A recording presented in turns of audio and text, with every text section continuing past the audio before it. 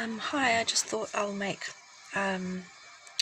one video of my near-death experience or death experience that I had at the age of 23.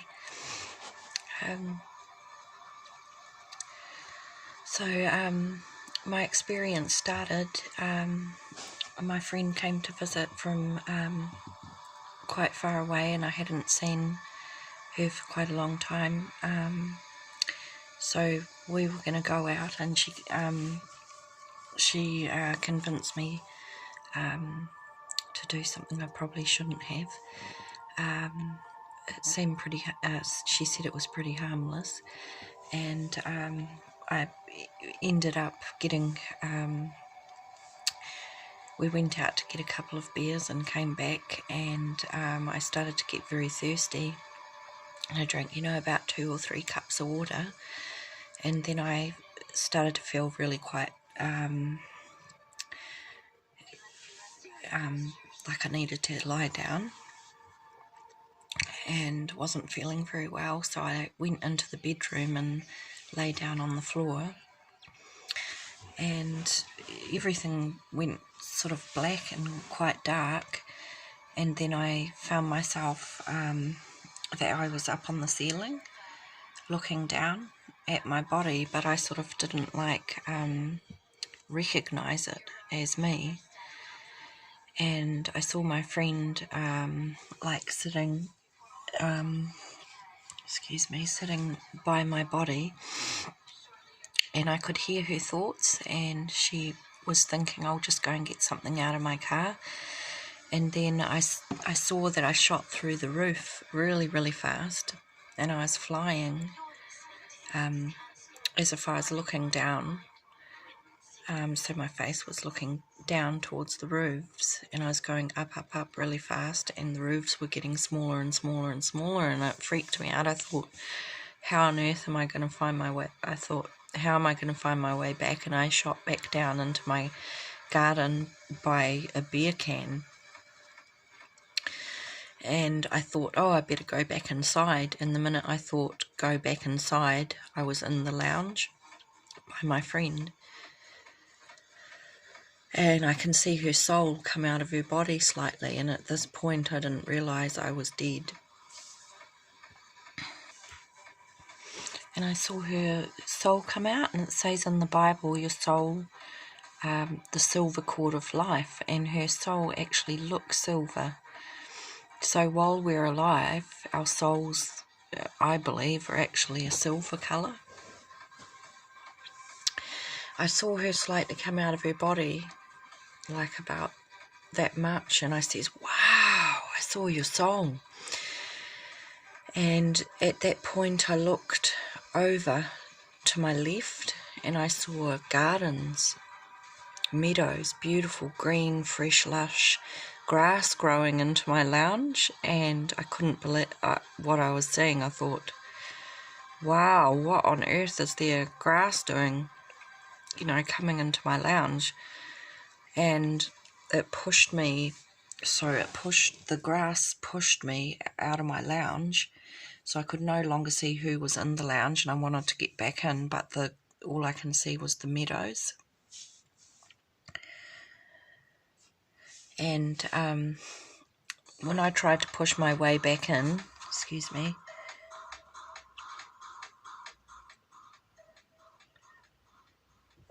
when I tried to actually push my way back in, it is almost like an embroic sack. It was actually my sins that had created a wall in between me and heaven, so I was not able to enter. So I tried to push my way in because I just wanted to, I didn't realise that was heaven. I didn't know what was happening. I just wanted to get back in the lounge.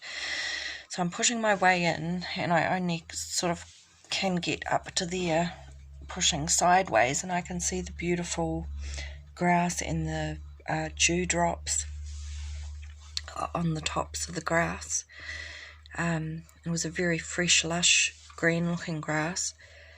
Well, I couldn't get in, and I turned over to my right and saw, I went over there, and I was standing by the wall, and I could see beside my friend's boyfriend, he was sitting at the table, I can see 3 demons peering over the top of this vortex. It was grey, and I couldn't figure out what they were. They were very strange looking, and one sort of gaped its mouth at me and opened its mouth and looked up. They were really weird looking creatures, and they were curious looking, but I didn't realise they were demons. And I went over to my friend Steve, and I was saying, "Steve, what's that hole in the ground?" And no reply. And so I said it louder, "Steve, what's that hole in the ground?" But he still couldn't hear me, and I could hear his thoughts. He was just thinking, "Oh, I don't know." And so I went back towards the wall, and I heard a voice say, "Don't go near that tunnel." And at that point, it felt like a dare, and I thought, I felt like I'd be a coward if I don't go closer and have a look what it was. I didn't even realise that I had died. And I don't know why I didn't click onto that, but I didn't know. And I went near to the tunnel, and as I got closer, I just remember seeing the face of this gargoyle-looking thing, and it gave this smile, and when it gave a smile, like I could see teeth all the way up to there. And it must have grabbed me or something, because I was falling down the tunnel. I looked up and I can see, I realised at that moment, oh my gosh, I left my body in the lounge. And I looked up and I can see the swirling vortex and the light coming through the vortex. But as I was falling fast, it was disappearing. As I was falling, I was feeling sharp dust all over it was like so sharp.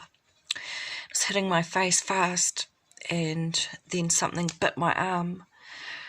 As it bit, I could feel burning venom coursing through my body. I had no pain barrier, so it's extremely painful. And I thought it can't get any more painful, but it just did. It just kept getting more and more and more painful, and burning, spreading through my body like a acid venom. And then I realised that it was actually my face being clawed to pieces. And I remember trying to slow down at the sides of trying to slow myself down, and I came to an opening in the tunnel. There was a door to my right and a door to my left, and the first door that I opened into a valley of demons. This one demon looked like it was huge and angry looking. Its eyes looked like they were bulging out of it, they looked awful, like bulging eyes, and I can't really explain it, but it was terrifying, and there was a lot of them, and I was terrified. Terror took over me, and I was thinking, oh my gosh, I hope they didn't see. I'll try and get past to that next door and try and open it. When I try and open it, that door, I could not open it, but I could see inside it, and it was I could see shades of different greys, like a grey fog. And in Job it says, talks about the door of the shades of the dead, and the door that guards the land of the dead. So those demons were the guards to that door. I tried to get away, and this demon came and pushed itself on me, and I totally freaked out. What it was doing was overpowering me to throw me back down the tunnel. And as I'm falling, I remember passing through a burn But first of all, what I saw was a lot of smoke till I could see nothing but smoke, and at that point I passed through a burn that was so intense. It was a burn that got hotter and hotter and hotter, and it was about 2,000 degrees. It felt hotter than anything on this earth. It felt like passing through a furnace or a vat of acid put together with a furnace is what it felt like, and I was melting, and it just become more and more painful. Like, I can't explain how painful it was. At that point I heard a scream below me, and I looked down. As I looked down, I saw a volcano, and I didn't see like any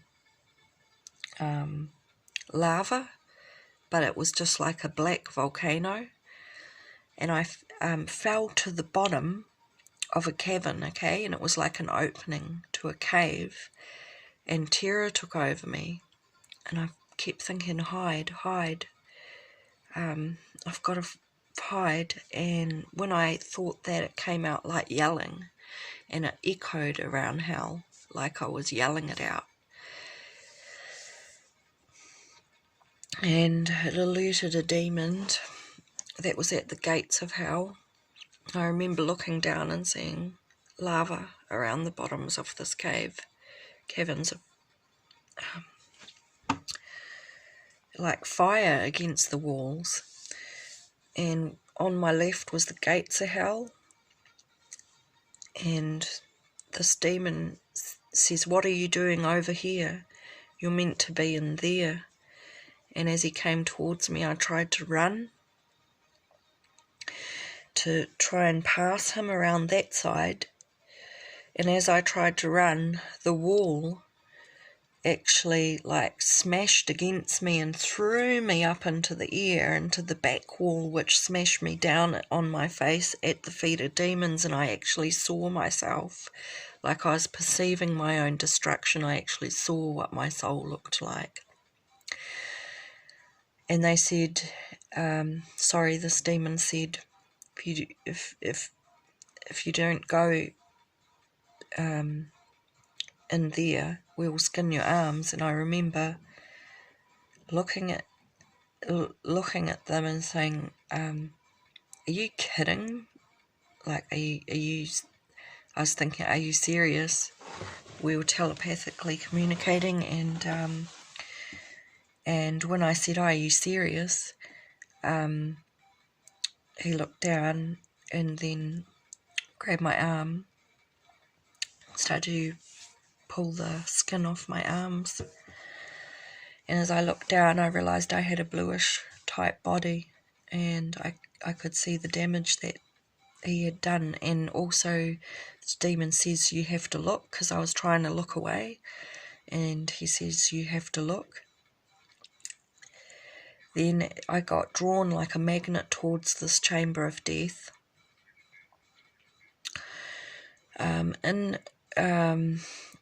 Going up to it, I looked up and there was Roman numerals. You know how it goes XV, 11, those type of numerals. I can see that over the top of my chamber of death, and he stood up against the darkness, this demon, because there was a darkness that he disappeared into behind these chambers of death, and it was a black fog around it that curled. It had a tail, it took shape of things, and then it curled around the bars of that place, my chamber of death, and it actually was tormenting me while I was in there. I think it was like death or something was taking over the inside of my soul, and hopelessness. As I'm in there, my soul is trying to get in between the bars and frantically trying to find a way out. I saw like a key, but it was a mock key, and when I would try and get it out with that mock key, it would scrape. The whole chamber would move forwards and scrape like a brick sound, like I can't make the sound, but it sounds like brick against brick, going like there, it would move a bit. Then I'd try again, it would move a bit, and I'd think, thank goodness it's getting somewhere, I might get out. And then I realised I'm teetering over the edge of a pit, a black pit, and I think that's what they call the bottomless pit, that I was teetering over the edge. But I was thinking, this is like really dangerous. I don't want to do that, because I didn't know what would happen if I fell in. So I stopped and I grasped the bars, and I remember with all in me, I was like looking, at first I was looking up to earth and wishing with everything in me that I had another chance. I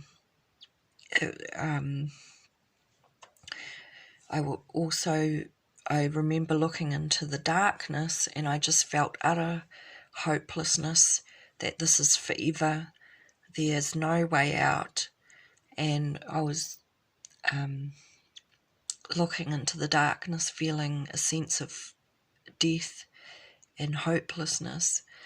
And I think I had asked God, please help me.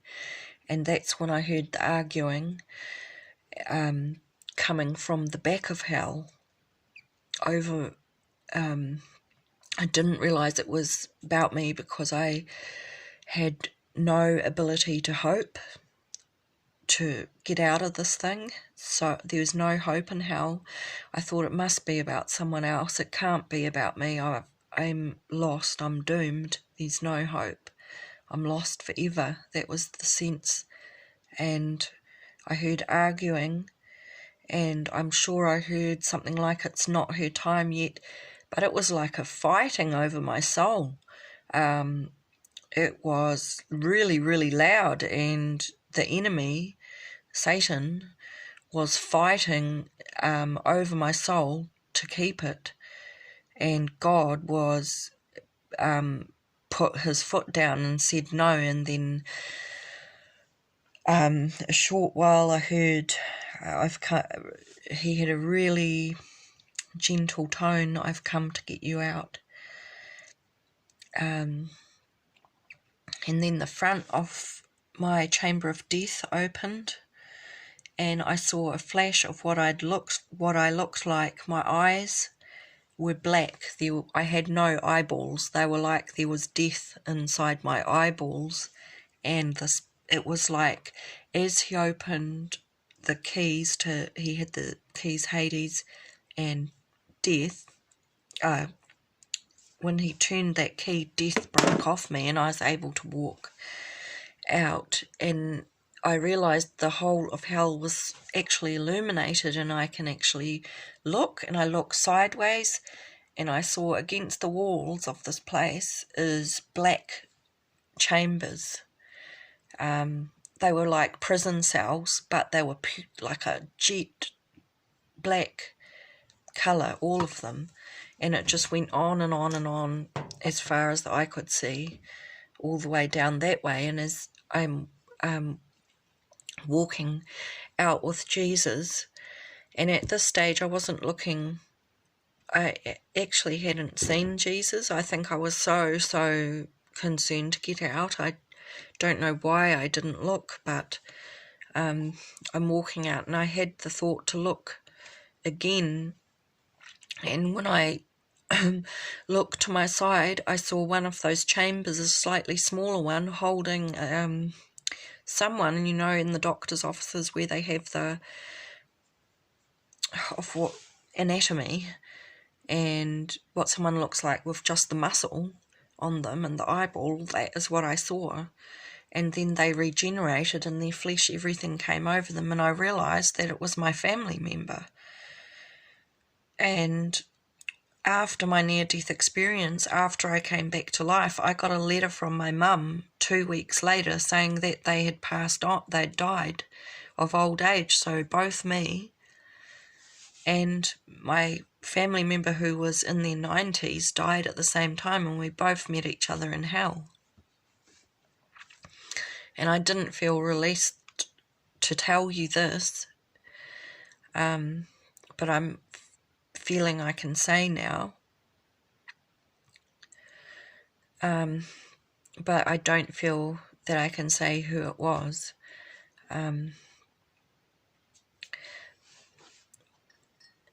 So I saw her regenerate, and it was like she went from skinny to chubby because the fat all regenerated over her.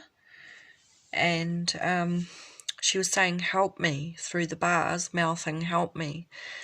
And I says, "But I'm scared." And she said, "Well, at least you got out." And she looked down, and at that I just went running towards her, and I grabbed the bars, and I'm trying to rip open the bars to try and get her out. And I heard Jesus behind me say, "You can't get her out." And I dropped my head, and I thought, is this hopeless? I felt really, really bad about that. And I dropped my head, and Jesus said, "I have the keys." And he went round and unlocked her. And as she came around, she took my hand, and we walked into where I had come in to hell, where that cavern was. And in the wall, it opened up, and I saw a garden at the end. And the garden was so full of light that you could just see the outline of the flowers. And every step was more refreshing than the next. And then about the third step, she said to me, because I felt like I was walking in with no merit into heaven, like I had no merit to get in there. And I felt like I was walking in on her merit with her, and that couldn't be done. And you have to go in on your own. Or we go in on Jesus Christ's merit is what we go in on. His righteousness, what he did on earth. And she said, "You can't go any further." And I'd totally forgotten I had a family on earth. That memory was taken from me down there. But she said, "You can't go any further." And I actually felt angry of why not. And at that moment, bang, a wall closed over me, and she was gone. She was in heaven. And I was scrambling, trying to find a hole to get out of this place, because it was not, I was back in that tunnel, and I was confused, frantic. And on the right hand, on that side of me, I glimpsed a ball of bronze fire. Through the fire, I could see stars. And those are in Jesus Christ's hands, the 7 churches, but I could see the stars through the fire. And then the fire disappeared, and I saw what Jesus Christ looks like. And he was so beautiful that when I glanced his face, it was so beautiful. My soul actually, I think it staggered backwards, because I went backwards, and I was embarrassed because I thought, wow, he's actually really beautiful. And I felt embarrassed because I felt I was standing in front of someone incredibly, incredibly powerful and important. And I could see he had authority, kingly authority. And then he just broke out into lights. And afterwards, he also showed me the eternity sign and a light coming out of him. I think he's trying to show me I'm God, because I hadn't been a Christian when I died, and I don't think I really grasped what was happening, and that this was God. And so I'm a bit of a dizzy blonde, but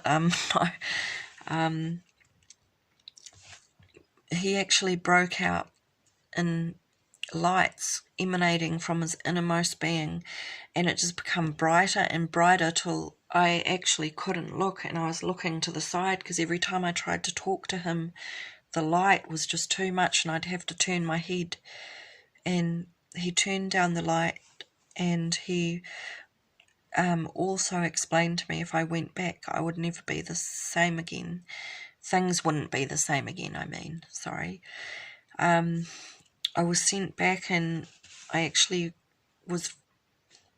could see the trees. It was like I was seeing, sorry, I have to go back. There's something I've left out, is that when he came close to me and broke out in light, automatically my knees collapsed underneath me. It is like in the Bible it says every knee will bow. Well, it's something no one has a choice in. It just happens because it is God's word. My knees collapsed underneath me, and I was quite puzzled why this happened. And till later on I read the Bible, I didn't understand why. I had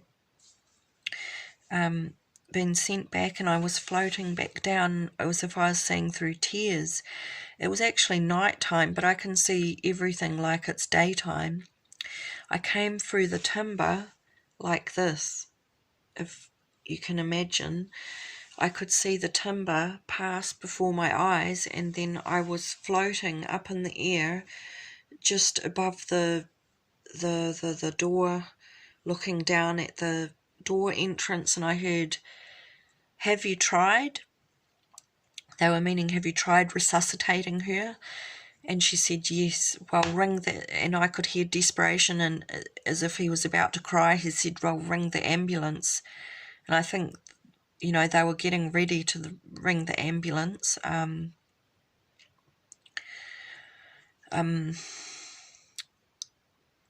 To take my body to the morgue, and it was a very frightening moment for me to realise the seriousness of it, and I shocked me back into my body. Then I was saying, he got me out to my friend, and then I died again, and I could see that vortex of hell opening. And when I went down that tunnel, I smelt rotting flesh actually hit my face. It was so bad. It smelt like rotting flesh that had been rotting for 1,000 years, mixed in with poo. And you can never smell anything on this earth like it. It was shocked me, and I knew that was really, really bad. Whatever it was, I'd gone myself into a bad situation. Anyway, I came back to life. That's right. I says, "God, please make it go away," because the vortex opened up, and I was just saying, please make it go away. I can't handle this. This is too much, because it was terrifying. And it did. It disappeared, and I came back to life. 2 weeks later, I gave my life to Jesus, because I developed post-traumatic stress disorder. So I was reliving the smells, everything I'd smelled in hell for 12 years after that. And God healed me totally of that. And I'm totally recovered from PTSD now. But it was probably the hardest 12 years of my life, and I had to fight my way through it, to wellness, and God brought me through it, so he's good. And I was saved 2 weeks later. I cried out to Jesus for help. I said, "Jesus, please come down immediately and help me." And I felt such tremendous love pouring out over me. I saw a bright, bright cross coming towards me. And I actually heard Jesus' voice like the archangel. And his voice was vibrating. And it sounded like an archangel, like flowing many, many waters. It's the most beautiful voice that I've ever heard in my life. But that's my near-death experience. If you have any questions, you can put them in the comment section below. Please subscribe if you want to. And yeah, that's my story of my near-death experience. I don't think I can put into words how incredibly terrifying it was. Hell is such a horrible place, and for years after, I can still feel the worms crawling from my body, because in hell, worms continuously, as it says in the Bible, Hades, the worm never dies. And so I was reliving that for so many years. It was just so difficult to get through each day, and even I'd have a panic attack just going to the front door. But I'm glad that God let me live, and I was able to change my life and give my life to Jesus, and now I have peace and happiness and a close relationship with God, and I'm so blessed to be alive. Have a beautiful day. Thank you.